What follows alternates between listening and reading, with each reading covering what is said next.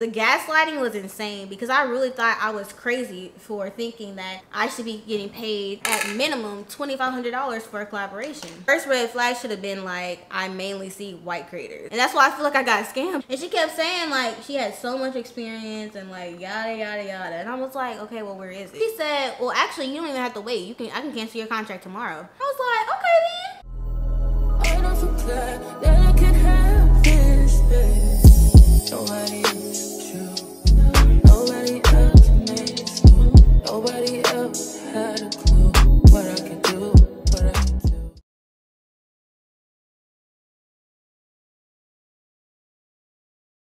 Hey guys, welcome back to my channel, and in today's video I got some tea to drop for y'all. So I was gonna share this story like right after it happened, but I was like, let me cool down so I don't regret anything I say, and I hold my composure like the Christian that I'm trying to be. But this situation really blew me. I felt so disrespected, so discarded. As a black influencer, I feel like I was dismissed, and I feel like I need to share this story for any of those budding influencers out there that are thinking about getting management, so that you know what to absolutely 100% avoid when it comes to getting managers. Like legit, I got scammed out of so much money, so much time, and it was the worst experience of my influencer career. And I am going to be doing my makeup while we talk because I do have somewhere to go after this and I want to look cute. And before we get started, make sure that if you like me and like my videos, give me a thumbs up, click the subscribe button, put your notification on so you don't miss any of my uploads. Make sure you follow me on TikTok and Instagram for daily content, as well as a tutorial on this hairstyle. It's already up. And if you're interested, go ahead and check out my hair care line, which is on the screen.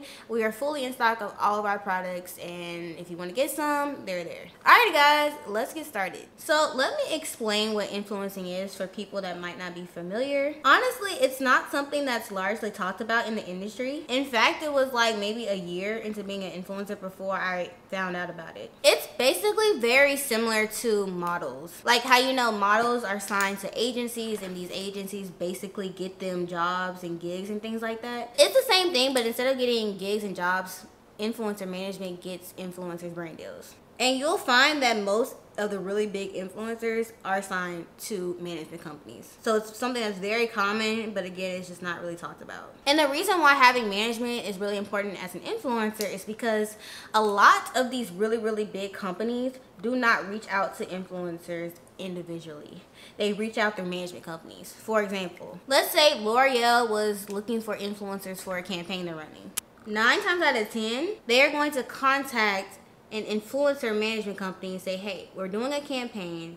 Please send us your roster of all the influencers you work with so we can pick which ones we want. They're not gonna like directly come to me and be like, hey, we want you to do a campaign for L'Oreal. So by having management, you get access to a lot of brands and a lot of opportunities that you wouldn't get on your own. So basically they reach out to companies on your behalf, and they also use their own connections in the industry to work with companies, and they get you brand deals, and they take a percentage of whatever the brand deal is. And some of them also offer like legit management. So they will actually like help you grow your platforms by telling you the type of content to post and giving you strategies and things like that.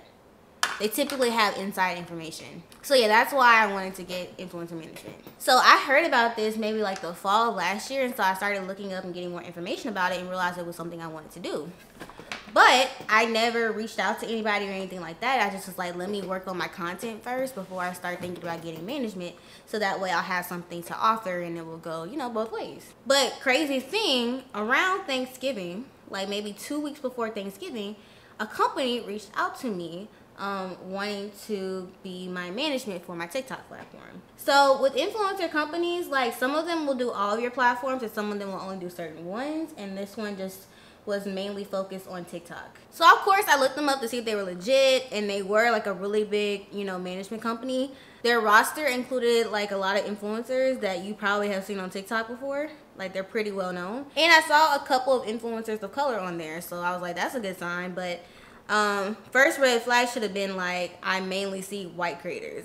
Like they had enough black people to say that they were diverse, barely, but they, you know, weren't, it was clear they weren't like a personal color focused management company, which is a mistake on my part. So they basically reached out to me and asked me to meet with them like over like Zoom or whatever, just so they could explain what their company was about and see if it was something that I would be interested in. And after doing my research, I was like, you know what? Why not? I meet with them, and I was excited because the person that I was talking to was black. He was a black man. He was the only one on there. And so I was like, okay, diversity, someone that was representing me. So I was like, here for the black person, because, you know, that means they get what it is to, you know, have to fight for what you want as a black influencer and all that type of stuff.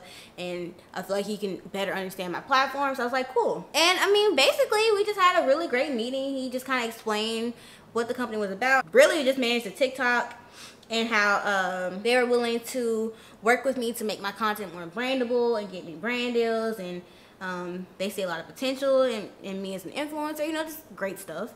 And I later found out that this man, he actually had a supervisor that was Asian. So this company is based in Asia because TikTok was started in China. So this company was like based in China, but they had an American branch and he was part of the American branch. And so his supervisor was in China. And basically, he was shadowing her, and he was almost done with his shadowing. And then after that, he would be like my only source of contact. So everything that he did was kind of supposed to go through her first with regards to me and just any of his work. So after the meeting, he sent me over a contract, and basically the way this company worked is they did a contract for a temporary basis. And so basically, I signed with them for 3 months. And during those 3 months, we would work on my content, we would get brand deals, and just see if this would be a good fit for us. And then after the 3 months, I could decide whether I wanted to sign on with them at all. And if I did, they had 2 options. They had a full-time creator, and they had a part-time. So part-time is basically, they just send you brand deals, you say yes or no, and they get a percent. That's it. And full-time is basically they have a little bit more control over your platform. You have to go live a certain number of hours a week. They're a lot stricter with what you have to post and things like that. So it's a little bit more controlling with your platform. Not saying they like force you to post certain stuff, but they kind of give you like stricter guidelines because they want you to get views, and views means brands, and brands mean money. So like that. So I did sign with them on the temporary basis of the 3 months, and just to see how it goes. So after I signed with him, he kind of like told me, hey, just so you know, we had a meeting with our team going over your platform. Basically, we see that you have a lot of potential, and we have a couple of ideas, and basically we're going with $2,500 as your minimum. So that's what we think your platform is worth. We're not going to accept any brand deals less than that. He actually told me this before I signed the temporary contract, so that's what really like made me sign, because I was like, dang, that's more than I was making before, so why not? That's a really good number just to start out with. So I'm thinking everything's peachy, I think everything's cool. So about a week later, so this is basically like the week before Thanksgiving, he reaches out and said, hey, we need to have a meeting and just kind of go over like your base plan. This is like, we're going to tell you exactly what type of content we want you to start posting, and just kind of give you a lot of tips to like kind of grow your platform just to get to the level that we want you to get to. And, you know, we just really want to get you like a good foundation. And so we met, and basically in this meeting also was his supervisor, the woman that was based in China. And so during the meeting, they basically just went over my current views and engagement, and the like tips on how to film better content, like different camera settings and the length of videos and thumbnails. They gave me a lot of examples of other influencers that they work with and how they change their content to kind of give me a guide. And we kind of had a game plan. And so I got to work. And so basically they said, you know, take Thanksgiving off, and then when you come back from Thanksgiving, start posting every single day, applying the tips that we said, and we're gonna basically get started. So I'm like, okay. So I started working extremely hard. So like for the next week, I'm like posting the content they say, I'm using the tips that they say, I'm doing like everything that they're telling me to do. But it's weird because like almost 2 weeks goes by and I hear nothing from them. And I'm like, okay, what's going on? I thought they would at least reach out to me and tell me how I'm doing and stuff like that. Like, what's going on? I didn't hear anything. The black man basically messages me, and he's like, hey, so just so you know, I'm no longer with the company. So apparently they had like a huge like new management in the entire company on all the branches, and so they fired like half the people in the company, and he was one of the people that got fired. And so basically he was gone, but he said that his supervisor was not going to be my official manager. So I'm like, okay, sucks that I don't have a black person anymore, but this person is a person of color, and she was his supervisor. So I mean, it doesn't hurt to have someone with more expertise than him being my manager. So I mean, I wasn't like mad or anything like that. I was just like kind of shocked. And so the first thing that kind of irritated me was I had to reach out to her and be like, hey, can you just explain to me what's going on? So-and-so said that you're now my manager. Like, she didn't reach out to me and say anything. I had to reach out to her and be like, hey, can you like what's going on? And so basically we talked on the phone, and she kind of explained to me what was going on, and blase, blase, blase. So I was irritated that she didn't like reach out, like if I'm her client, she's not reaching out and saying nothing to me about anything going on. I have to reach out to her to get the information. And so that was like my first moment, right? Okay, I forgot to mention something. So during that first meeting where it was just him and her, we were going over the base, on the document that they gave me, that they had made a whole like document of everything we were talking about, they had put my minimum price as $2,000 to $3,000. So I was like, wait, I thought it was $2,500 as my minimum, but I mean, $2,000 still isn't bad, so I didn't say anything about it. And that's on me. I should have said something about it, because I was like kind of confused. I was like, I thought it was $2,500. Before he left, he did reach out to me one time, and he was like, hey, so we actually have this brand deal for you that's $1,200. And I was like, $1,200? I was like, wait, hold on.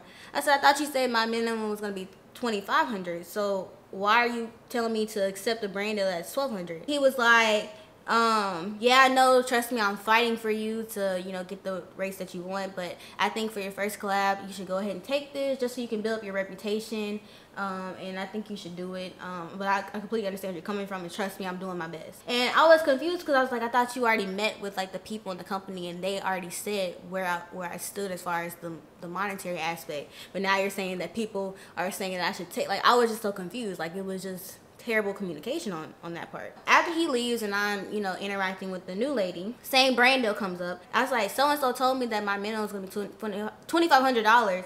Why am I accepting this? She said basically the same thing he did, that it's just a good way to build up your reputation. They work with that company a lot, and the company does tend to go up a lot on the second collaboration once they see that they, you know, we work well together. And I was like, and basically she told me that she doesn't know why he told me that about the $2,500. And I'm thinking, if you're his supervisor, shouldn't you be supervising everything he's telling me so I don't have the wrong idea? Mind you, this was told to me before I signed anything with them. They essentially lied. So she's saying the same thing as him. You should just take it, and, you know, we're gonna work to get you that $2,500. But essentially she was like, we can get you $2,500, but you have to work up to it. I was under the impression that I already was at $2,500 and we were gonna work up to more. So I was like, okay. And so I was like, let me just trust the process. I'm gonna take it. The type of brand that it was, the video wasn't gonna take me that long it wasn't like that deep to do the video with the brand. So I was like, you know what? Okay, might as well just go ahead and do it. So, you know, I accept the brand deal and we get everything squared away, yada, yada, yada. So I get the products from the brand that I chose to review. And as soon as I got the products, I messaged her and I said, hey, just so you know, I got the products and I will have a draft sent to you in 7 days. So I think I texted her and I said the day I was going to send it was going to be on a Wednesday, because that was 7 days from the time I messaged her. And she said, okay, that's fine. So literally Tuesday night, like, I'm legit just came back from the gym. It's like 8:30. She messages me and says, hey, have you started filming yet? Because the company actually wants you to send them a script of what you want to say, and they want to approve it before you start filming. And I was like, why are you telling me this Tuesday night? I told you I was going to have the draft to you by tomorrow. Like, why are you telling me this last minute? I said, I've already filmed the video. And she said, okay, well, if they don't like it, are you open to refilming, or do you just want to, like, forget the collaboration? And I said, I'm just gonna forget the collaboration if they want me to refilm, because even though that the brand was like, it was an easy brand to do, it just took a long time to film because it was so many products that I had to put in the video. So it just took a long time. I said, if they want me to refilm, I can redo the voiceover, but that's it. I'm not refilming the entire like video. And I said, they're already underpaying me, so I'm not about to go above and beyond for this company that's not even paying me what I'm worth. And she kept saying, well, I think you should just be open to refilming because it does, you know, make your reputation good. And I said, I don't care. I said, they're telling me this last minute. It doesn't look good for them. And I told her, as my manager, I feel like you should have told them the second I told you when I was going to send the draft. You should have reached out to the company and told them. I do that. Whenever I negotiate with brands, I always tell them, hey, I got the products. I'll have a draft sent to you by the end of the week, or this, that, and that. And I always ask them if there's anything specific they want in the content before I start filming. I do that. So I was confused why she didn't do that. And she's like, I understand, but like I tried to tell them that, and they just said that there was another girl that was working with them and she sent them a video that they didn't like, so, you know, whatever. And I was like, what that got to do with me? We went back and forth on that, and then finally I was like, you know what, I don't think it's gonna matter, because I don't think they're gonna ask me to refilm, and they didn't. But that was like one of the first things I really didn't like about her management style, was like, why wouldn't you reach out to the brand and make sure everything's squared away before your client starts filming? So this could have been avoided if you would have reached out to the brand. And she kind of blamed it on the brand, talking about, well, they didn't say anything until the last minute. I'm like, well, as my manager, you should make sure everything's good before I start filming. Like, that's simple. So we send the video, it's fine. We're waiting on them to do the final approval. And like during this time, we had a couple conversations and we even got into a few arguments because it was just like, I was just really trying to like understand how come my platform wasn't worth at least $2,500. You know, there was one point where I was even like, you understand that I'm a black influencer. They're not gonna off the bat try to pay me what I'm worth. They're gonna try to lowball me because the industry is very racist. And she was like, this has nothing to do with race. I've helped a lot of other black influencers. And I'm like, if you don't think it's about race, then we might need to figure something else out, because I need somebody that understands that this industry it's not favorable for people like me. And so she was like, oh, I guess maybe it's just a cultural thing because I'm not from there. And I think that was a big thing. Her not being in living in America just made things difficult. Her also being Chinese, like they deal with different stuff than we do. Also, it was just one time we were talking, she told me to calm down through the text, and I was like, you understand you don't tell black men to calm down. That's very disrespectful to us because it promotes a stereotype that we're aggressive, and like just things like that. Again, this is all like within 3 months. Everything that happened was within 3 months, like, well, really 2.5. Another thing that happened was one day she asked me what was my rates for my Instagram and my YouTube, and I was like, why do you need to know that? You're just managing my TikTok.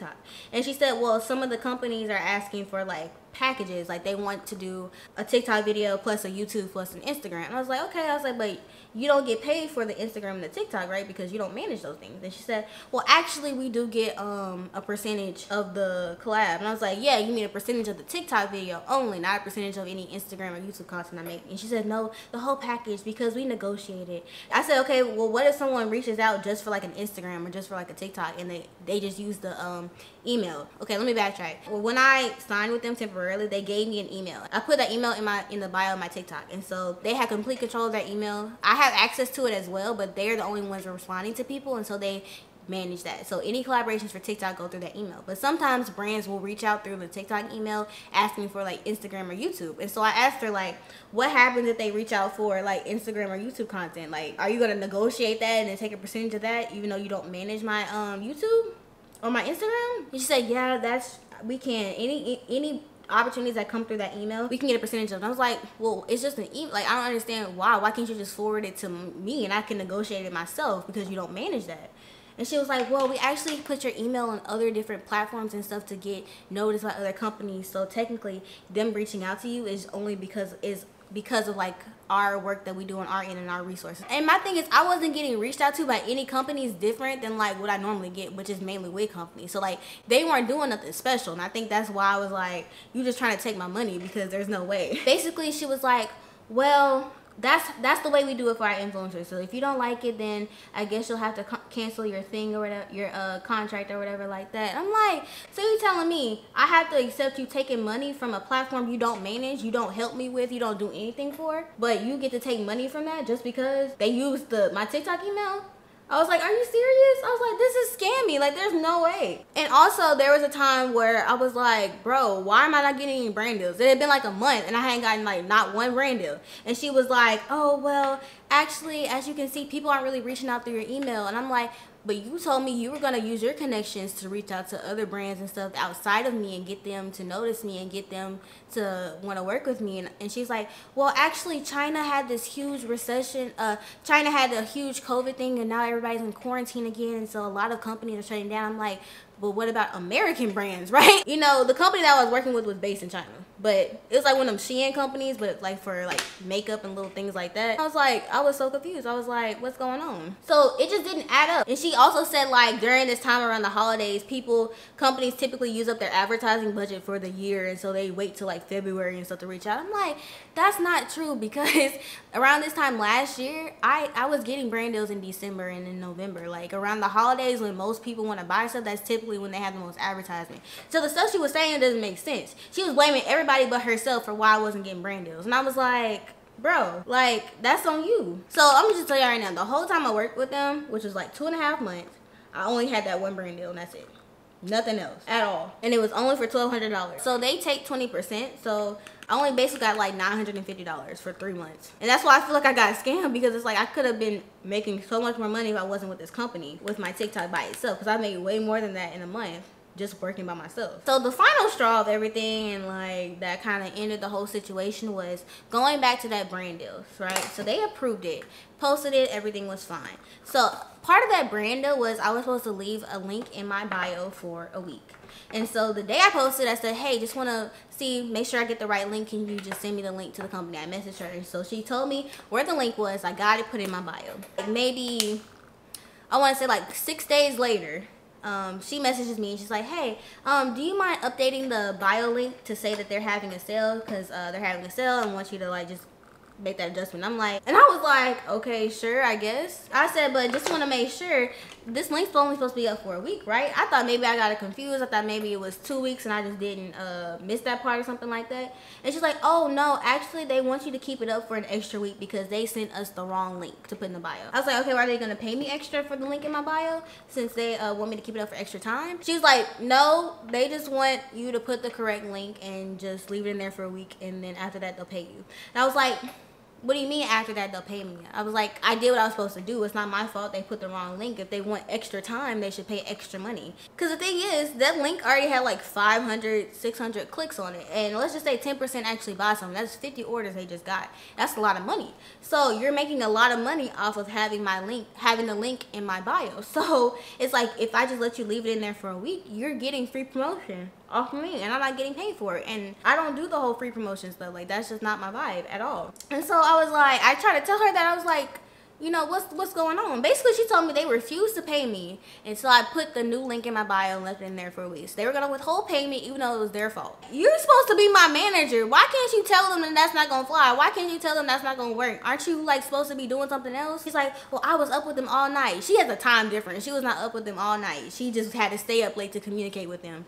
But she's talking about she did it the only way that I can, if I feel like I'm being treated unfairly, the only thing I can do is hire a lawyer to fix it. She's like, that's your only option if you want. I'm like, no, that's not my only option. I said, you need to get them to pay me if they want extra stuff. And if not, they need to pay me for this collaboration now. She said, well, actually, they are willing to offer you like extra payment on a second collaboration. I'm like, I'm not working with them a second time if they're not paying me for the first time. And I don't want to work with a company that's going to withhold payment over their mistake. That had nothing to do with me. She's like, well, some influencers don't think it's a big deal. I just think you should be more accommodating. I'm like, this is not your money that you're losing. I'm like, this is my platform that I work really hard for. I'm not going to let someone get free promotion off of it just because you want me to be accommodating. Especially when this company's not even paying me enough. They're only paying me $1,200. Then they want extra free work from me. I was like, are you serious? And my thing is, like, with that situation, I understand that, like, that wasn't all on her. But the way she was going about it, like, she wasn't trying to fight for me. She was really letting that company run over me and telling me, you know, you should just let them kind of do what they want. Because, like, they want to work with you a second time and they may increase. And she's like, well, because of this, I can get them to increase to $2,000 next time. I'm like, I mean, she said $1,800 next time. And I was like, $1,800 is too low still. That's not doing anything for me. I should be paid. And I went on a rant and I was like, I'm sorry, y'all. I'm like mad.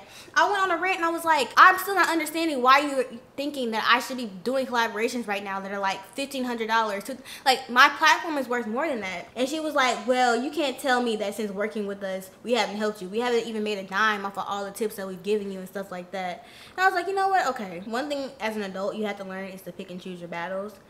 For me, it was more so the principle. Because I was like, if collaborations go like this and companies run over me, you're not going to do anything to stop them. You don't think that means a black influencer means something. You think I should be super accommodating and roll over and kiss these companies' butts to get paid less than 50% of what I should be getting paid. Being with you hasn't benefited me at all. You haven't helped me reach out to any of, like, it just didn't work. I don't know if it was her and her terrible communication and the way that she was just trying to manage me, but it was just awful. And I was just like, okay. So I said, I'm gonna pick and choose my battles. I'm gonna leave a little link up. I said for 5 days. I'm not doing 7 days. I'll do 5 days. And then I said, I'll just go ahead and cancel my contract with you guys. So thankfully I could cancel like the temporary contract with them without any like legal problems or anything like that.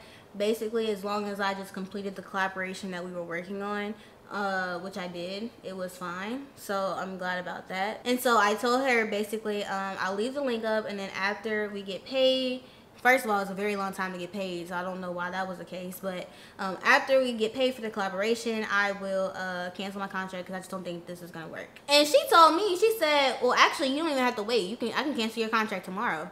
I was like, okay then. I see the decorum has ended. And so yeah, so now I no longer have management. I honestly wanted to leave for a while, but I was hesitant because I was like, what if no one else reaches out to me? What if I can't find another management company? What if this is the best one I can get? And she kept saying like, we have had clients that we've helped grow to 6 figures a month and you know, all that type of stuff. So I was like, what if I'm missing out on the opportunity? But after a while, I was like, I can't do this.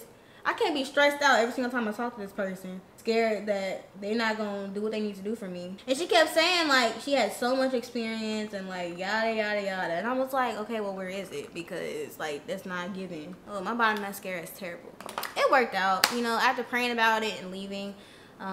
I currently now am talking to a few management companies that are interested in working with me that honestly are pretty decently sized, and they are ones that are targeted specifically to people of color, so that's a good thing. I just could not believe how disrespected and dismissed I felt. Like I've never felt like that. Like the gaslighting was insane because I really thought I was crazy for thinking that I should be getting paid at minimum $2,500 for a collaboration. And come to find out after doing my own research and talking to management companies as well as just like looking at other influencers' experiences and their journeys, that that's actually kind of on the low side, low key. So like there are plenty of influencers that have half the followings as me making that. And so for me to be freaking out that I can't get that and I shouldn't deserve that right now with my platform was ridiculous. I just honestly think, and this is not even being mean, I don't think she knew what she was doing as far as managing me. Because there's no reason why I only had one collaboration the entire 2.5 months I was with you. There's no reason why you're telling me that I should be just take $1,200 brand deals and that's what I should be taking right now. There's no way, absolutely not. I just think the language barrier, the cultural barrier, everything was a huge factor into why she just wasn't getting my vibe. But yeah, it was not cute. It was not okay. And so in the future, I do want to still have management, but I think I'm just gonna like not prioritize that right now and just let it come to me, and just right now just focus on taking the tips that they gave me, because the tips work. Just really taking the tips and really changing my content to more brandable content. That's why y'all see me doing more like get ready with me's and just things like that instead of just hair. So I could work with a wider range of brands and really just grow myself as a brand in and of itself and as an influencer. Alright guys, so that is it for this video. I hope you enjoyed my story time. I hope this really did help you if you are a smaller influencer or a big one that's, you know, just anyone looking for management. Hopefully this will help to kind of guide you on like what to look out for, because definitely this was like the worst experience ever as an influencer. If you enjoyed this video, make sure you give it a thumbs up, click the subscribe button, put your notifications on so you don't miss any of my uploads. Make sure that you follow me on TikTok and Instagram for daily content, and check out my hair products if you are interested. They are fully stocked. Alrighty guys, thank you so much for watching, and I will see you in the next one. Bye. Tell me what you see in me.